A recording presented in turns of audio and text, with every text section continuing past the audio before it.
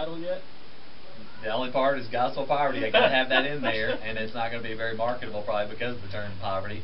I might have a lot of Roman Catholic brothers and sisters that'll read it, but I'm toying around with the sub kind of part of it being, living as Jesus lives, or something like that. I don't know, living as Jesus did, but he's still alive. So I don't know. I'm kind of going back and forth, but basically the idea is making sure that I'm pointing it back to Jesus and living the way Jesus did.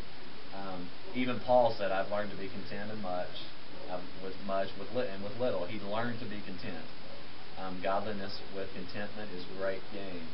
And obviously Jesus and the disciples had to learn that sort of thing. Paul and the team that he worked with had to learn that. And I believe the early church, that was a value. And so I want the book title to reflect that. I'm not sure quite how to get there yet. Well, even in the book of Acts, it says they had all things in common, that no one had need during at least the initial stages of the church. That's right. And it was a good thing, and I think sharing with one another is a piece of it. When you're living at your level of what you need to have your needs met for you and your family or whatever, then whatever you make above and beyond that, or whatever time you have that's freed up because you're not maintaining stuff, all that stuff is able to be given away for the sake of the kingdom.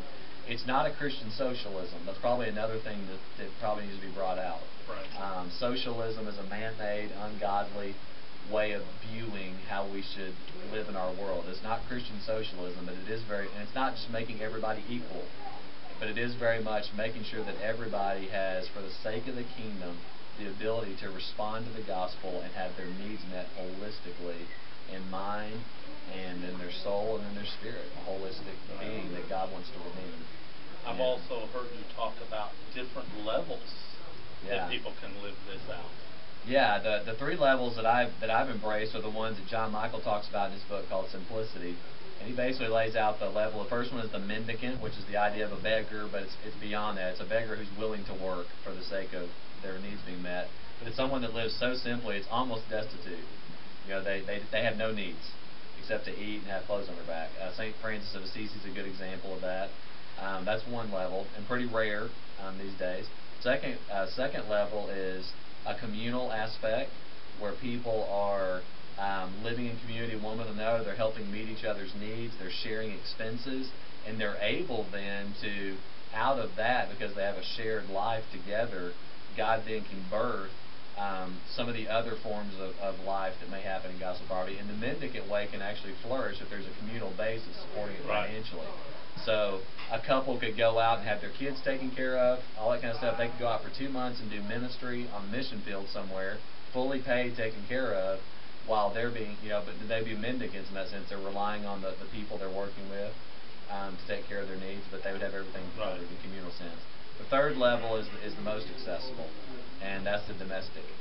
Everybody can do this. If you're single, if you're married, kids, no kids, everybody can say, I'm going to live simply as a family or as a single person or as a single parent with kids or whatever your makeup is, and live domestically just to embrace the same values and live simply for the sake of the kingdom in that way. So those are kind of the three levels.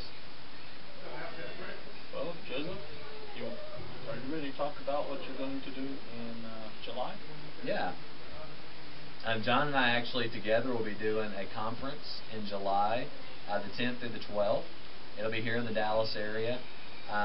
We're looking to actually do a first gospel poverty conference, and so we're planning that now, and just ask for your prayers for that. And we just want to see who God will bring together. It's also going to have a roundtable element as well. We can really discuss and hash through and talk through how to live these things out further together. And so we're looking to do that the weekend of July 10th through the 12th. We're figuring out all the details related to that. But more information on that on gospelpoverty.com. That's right. Thanks for viewing. Have a good day.